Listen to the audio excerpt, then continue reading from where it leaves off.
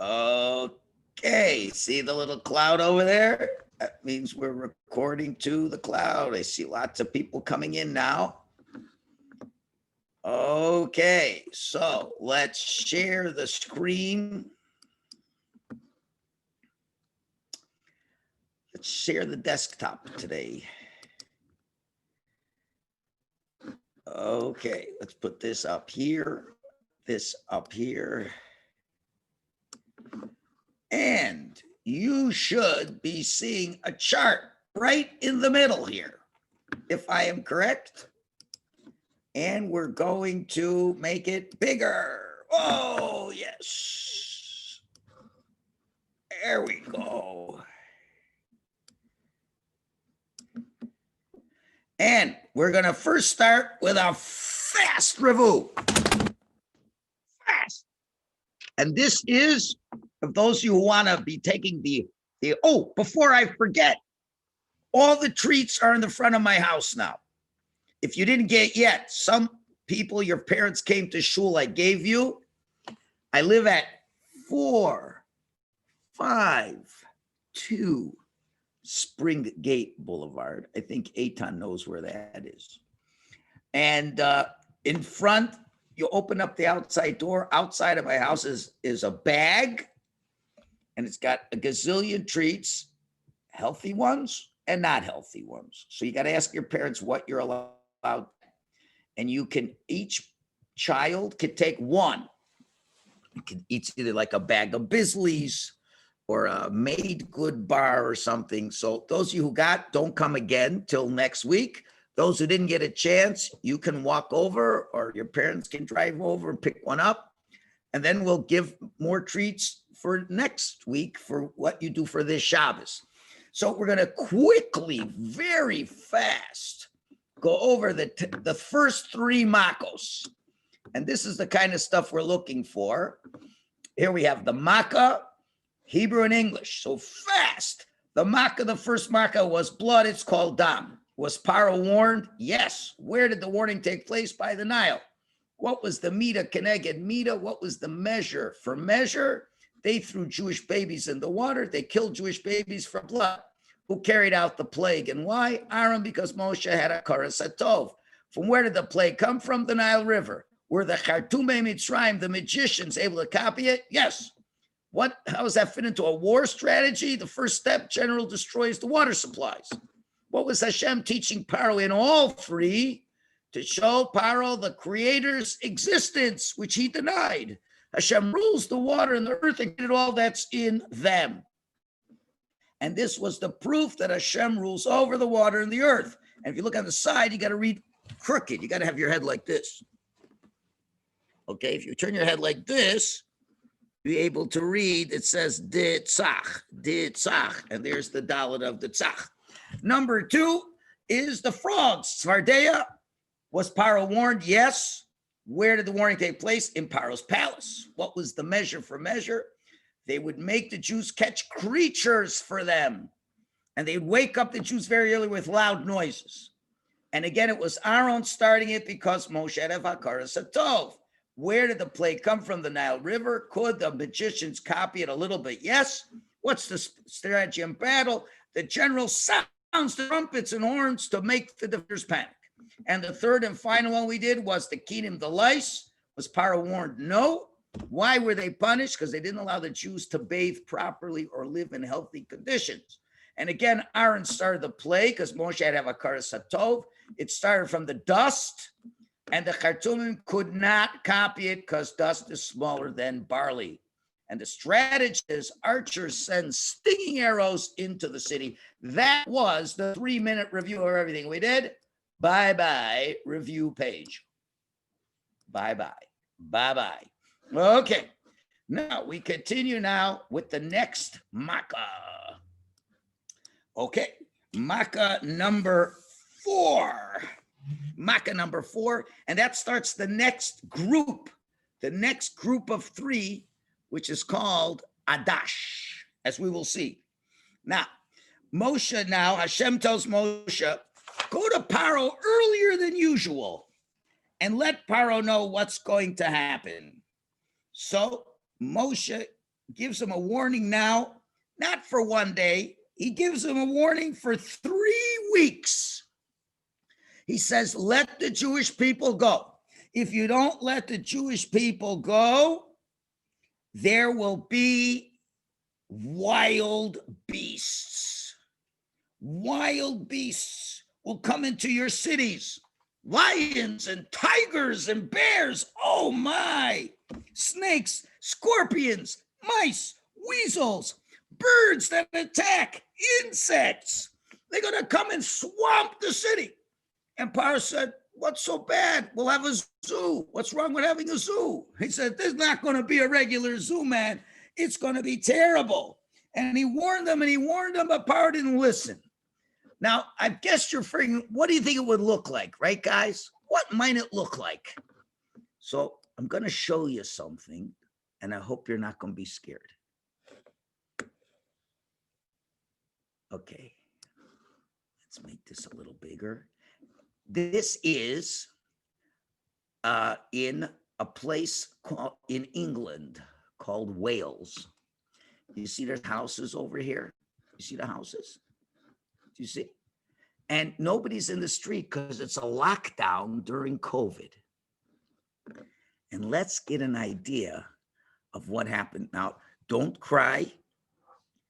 Don't get too scared. If you're too scared, close your eyes. But this is just a little idea of what maybe happened in Egypt.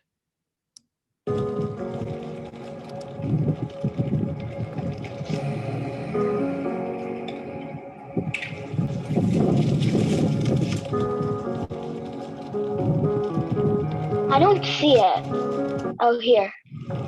You don't see it? Does anybody? Raise your hand if you see it. Now I see it. Now I see it. Not actually like. Oh. It's just a bit delayed. It's just a bit delayed. Okay, fine.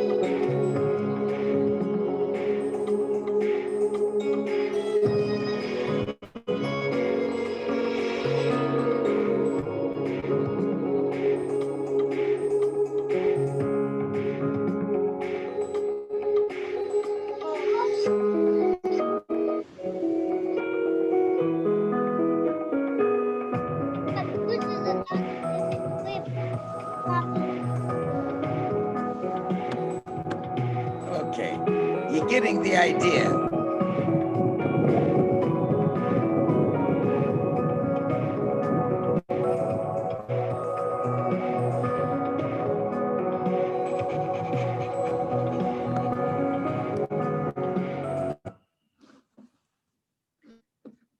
Okay, that's just a little idea of what was going on. You want to see an example of that, or you got the idea? You want to see another little video? Yeah. What do you say? Yeah. All right, Let's just try it one real? more. Did it actually happen? This is real. This Yeah. isn't That's phony so baloney. scary. Oh my gosh.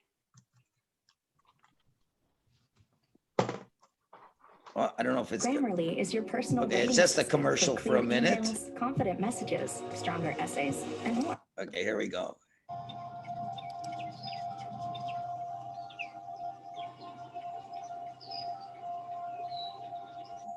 These coyotes in San Francisco.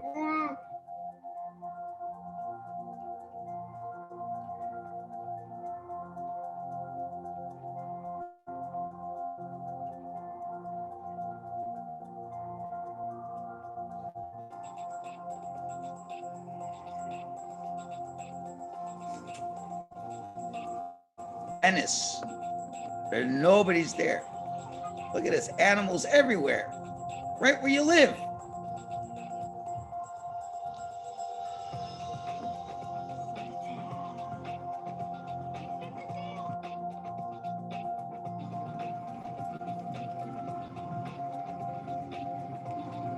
This is in Eretz Yisrael.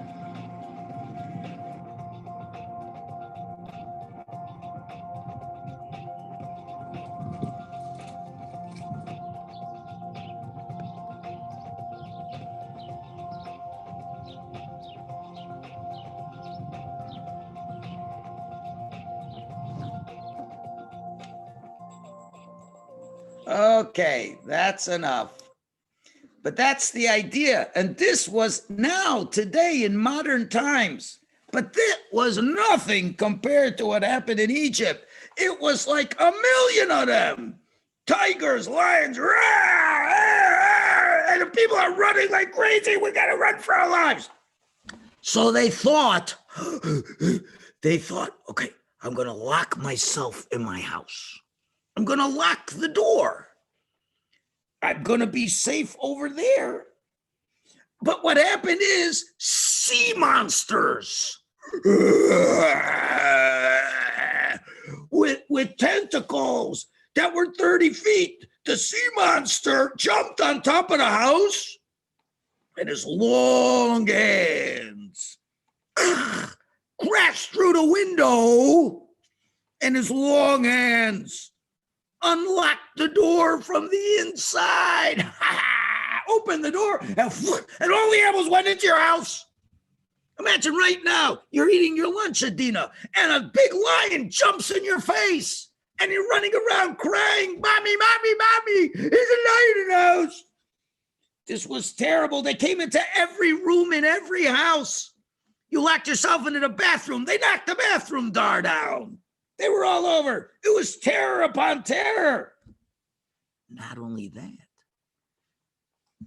but even the Egyptians who had pets, nice, friendly pets, like their pet little doggy woggy, their pet little catty waddy, who only go purr, purr. The cat went, roar, jumped on them and used their face to rip their face and to scratch them and everything. Even the little nice pets were like monsters. What about the cows, the nice friendly cows and the donkeys? They were biting people. Every animal revolted. It was terrible and scary. Now, why did Hashem do this? Well, you know what happened. Remember what happened after yesterday's plague of Kinim? Remember that the Jews, did they have to work anymore making bricks? No, the ground was broken. The Jews couldn't do bricks. So the Egyptians, they think they're smart. They're going to say, okay, you can't make bricks. We'll give another terrible job to do. They said, okay, Jews now have to catch wild beasts. You go catch some wild animals, because they were hoping the wild animals would kill the Jews. And they did that all the time. As a matter of fact, let's take a look at this little picture here. You got that over here? Where are we?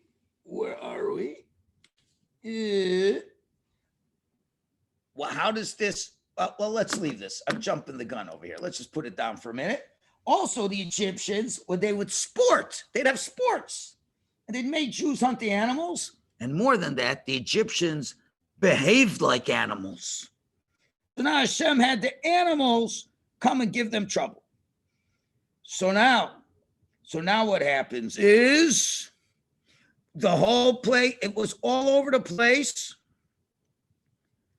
But when the wild animals began, now remember, there was another terrible things the Egyptians did.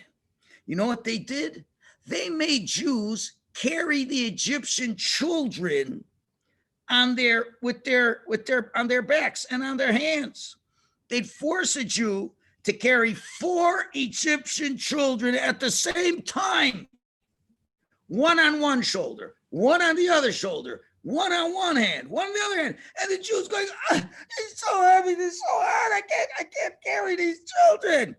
But when the wild animals came, and the Jew was walking in the market and it was so hard, the lion came and picked up each one of the children off of the Jewish person's shoulders and heads and went into the forest with the kids, with the Egyptian kids. The Jew would go back to his Egyptian master, and the master says, "Where are my children?" And the Jew said, "I don't know. I was shopping and I had to carry your 4 kids. A bear came and took one off my shoulders. A lion grabbed one. A wolf snatched one. And a panther took another one. I haven't seen them since." But where did the wild animals not go? They were everywhere in Egypt, except for one place. Does anybody know what that place is? Ellie, what do you say, Ellie? Goshen. Goshen. Where is Goshen? Is it near Florida? Ellie, do you know where Goshen? What? In Egypt. Ellie, where is Goshen? Egypt. It's like next door. It's like part of Egypt. It's like the suburb, like Thornhill is to Toronto, right? Thornhill, it's not really Toronto, but it's next to Toronto. So Goshen was like next to Mitzrayim. And the animals are running like crazy, but as soon, everybody knows, the city of Toronto. The city of Toronto ends on Steeles Avenue. You know where Steeles Avenue is? Steeles Avenue.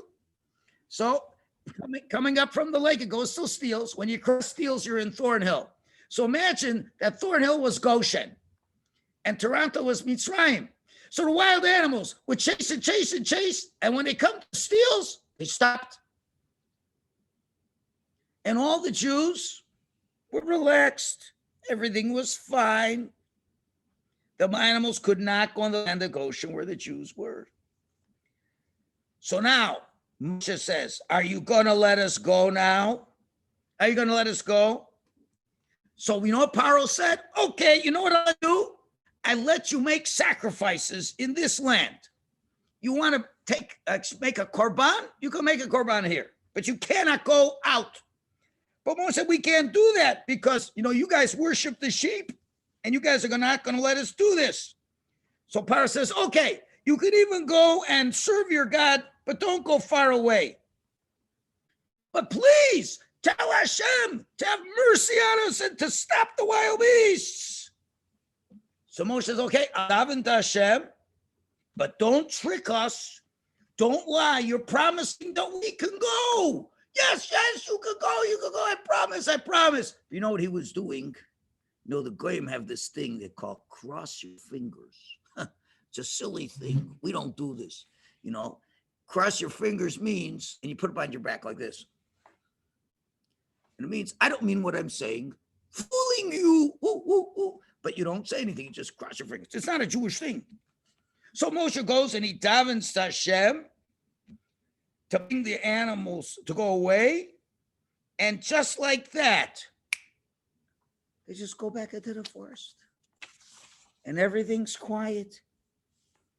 And Moshe says, "Okay, Paro, you going to let the Jewish people go now?" He says, "What are you talking about?" "What do you mean, what am I talking about?" "You said we could go." "I never said such a thing." "What are you talking about?" "I never said, you must be crazy. I never said such a thing. I'm not going to let them go. Okay, so now, what was the name of this makkah? Does anybody know the name of this makkah? Yes, Adina. Oh, we got the wrong computer again. We can't hear you. Arrow. Arov. Okay, this is going to be hard. Who knows how to spell Arov? I Who know wants the to first try this? letter. I know the One first second, letter. don't call out. I know, but you got to mute and just raise your hand, and then I can call people who raised their hand so nicely. Okay, the Atlas kids. Let's start with the first letter. What's the first letter? Iron. Uh-oh, what happened? Let me try again. Let me try it. Let's see if it works. Yes, it works. Ayin. What's the second letter? Who knows the second letter? Okay, Ariella. What's the second letter? Reish. What's that? Reish. Reish. Good. Who knows the third letter? Okay, let's see. Let's look at around everybody here. Matana. What's the third letter? Vav. Excelente. Oh, I lost it again. I don't know why it doesn't work sometimes. Oop, that's not a Vav. That's a Vav. Okay, what's the last letter? Okay, Mr. Atlas. Face. That's right, please. We got Arov. Perfect. That's the first makkah, and that's going to start the next group. Okay, how much time do I got? About 8 minutes. Okay, so that was the fourth one. Now we go to number 5. Hashem says, okay, I want you to warn Paro that unless he lets the Jewish people go, I'm going to say a very fancy English word that many of you have never heard of it. I'll explain what it means. It's called a pestilence. Pestilence. Now you're going to think it has to do with pests, but it doesn't. But I'm going to bring a pestilence upon the land of Egypt tomorrow. No warnings. Why? So Paro, just wouldn't say, oh, it was just a sickness or something. He didn't listen to the warning. And the next day, a heavy pestilence. Now, what's a pestilence? Now I'm going to tell you what a pestilence is. It's a sickness of the animals. The animal gets up and goes, oh. I don't know if an animal can go, oh. But, the horse goes, and the dog goes, oh. And they're really sick. And the animals, they die from the sickness. Now, you need animals. Animals are like cars in those days. You really needed animals. But, not only did the animals die, but if an Egyptian was riding on the animal, the Egyptian died, okay, together with the horse. And guess what? Not only did the sheep die, but the shepherd died too. And if a donkey died, the guy driving the donkey died. And if a guy was driving a camel, riding a camel, the camel driver died. It happened everywhere except one place. And what was the one place that it did not happen? Let's see. What's the one place it did not happen? Adina? Goshen. Goshen again. How do you like that? That was it. So now, and you know what's interesting? The Egyptians were really not nice people. Over many, many years, the Egyptians stole Jewish animals. They stole Jewish animals. And when Jews say, can you give me back my animal? The Egyptians say, I don't know what you're talking about. I don't have your animal at all. Well, you know what happened? When all the animals died, for some reason, a couple animals in Egypt didn't die. Do you know which ones those were? Do you know why they didn't die? The Jews. Because it belonged to the Jews, and now he had to return it. How do you like that? And therefore, the Jews did not suffer. Now, why did Hashem bring this pestilence to the Egyptians? What did they do that was so bad? The answer is the Egyptians made the Jews plow the fields with their hands, just like an animal. They made the Jews live like animals. Usually it's an animal with a plow. They made the Jew plow the land with their hands. And they all forced the Jews to be donkey drivers in the deserts, far away, so they couldn't have any children. Hashem punished them that the animals died. Oh, but we have to remember, what's the battle plans? We almost forgot about that. Let's go back to the wild beasts. Remember, we compared to the general, what the general does? The general first lays siege and cuts off the water supply. He then blows the trumpets and the horns make people scared. The archer sends stinging arrows. And today, an all-out attack, attack. The general sends in his vicious regiments to attack. So that's how Hashem sent the wild beasts from the jungles and the deserts to attack. And then the general causes illness in the city from a lack of food. Remember, there's no food. The water and sanitary conditions are bad. So now, look at all the animals that are dying. So Hashem sent a plague wiping out the Egyptian livestock. That was number 5. Oh, okay. Now, what do we call that makkah in Hebrew, boys and girls? What's the first letter we're looking for? Let's see if I can get, don't tell me the whole word. Just tell me the first letter. Let's see, Ellie, what's the first letter? Good. Ellie, I can't hear you. Solid. Like that? Yeah, what's the second letter? Who knows the second letter? Well, there's a hand from the Michalowicz group. I only see a hand, I don't see a person. Go ahead, it might be a kiva. What's the letter? Vase. Vase is correct. Okay, what's the last letter now? What's the last letter? Let's see. Matana, the last letter is? Resh. Resh. Resh. And can somebody raise their hand and tell me what does it spell and how do you say it? What is it? And how do you say it? Ariella? Dever. Dever. Okay, so we have Orov and Dever. Okay, we got 2 minutes to go. I don't know if we'll be able to get it all in, but let's see if we can get the last one.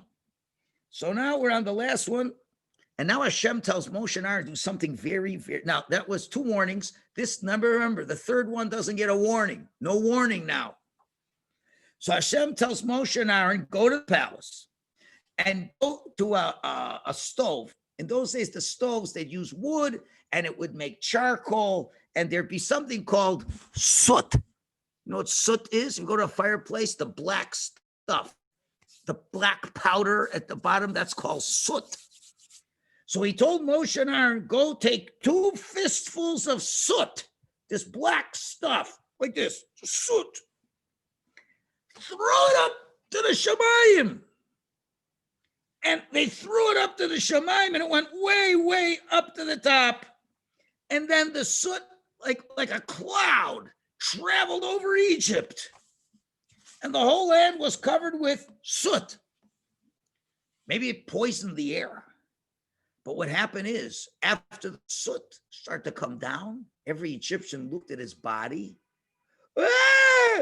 Every Egyptian had boils. You know what boils are?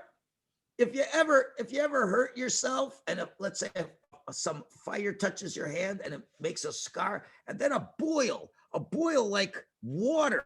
It's like off of the skin. Let's see if I have a picture to show what a boil looks like. Nope, they don't have no boils over there. But a boil is like in your hand and it's just the snap. There's like liquid underneath. And boy, does it itch. It itches and it's so painful. Outside is dry and inside is liquid. So you can't get rid of it. Let's say you put some cream. It doesn't go through the skin and the boil stays. And the boil is everywhere and there's no way to get rid of the pain. And it's just going, it's different than lice. Lice is something outside your body. You're scratching it, it's biting you. The boil is like inside your hand. Your hand puffs up. Maybe tomorrow I'll find a picture of yucky looking boils. Would you like to see that? and to see a person covered from head to toe with boils. Oh, by the way, our magician friends, do you think our magician friends were able to copy the wild animals? Nope. Do you think our Egyptian friends were able to copy the sick animals? Nope. How about the boils? You know, not only could they not copy it, they couldn't even stand on their feet. The boils were on the bottom of their toes. And if they step on the toes, ow, ow, ow, ow, ow, ow, ow, my toes, I can't stand on my toes. They fall off their toes, they fall on the ground. Ah, my body hurts over there. And they're just jumping and it's just crazy. They couldn't even do anything. But did the Jews have any boils? No. Okay, tomorrow we're going to continue where we left off because guess what? A half hour went by so fast. We're having so much fun. So we're going to stop in the middle of boils. And now we're going to finish up the boils tomorrow. We're going to finish up the seventh Makkah. Maybe on Friday, I'm going to come up with an interesting game, a Chumash game we're going to play. Oh, okay, that's all for today. Have a great day in school. Be nice to your parents.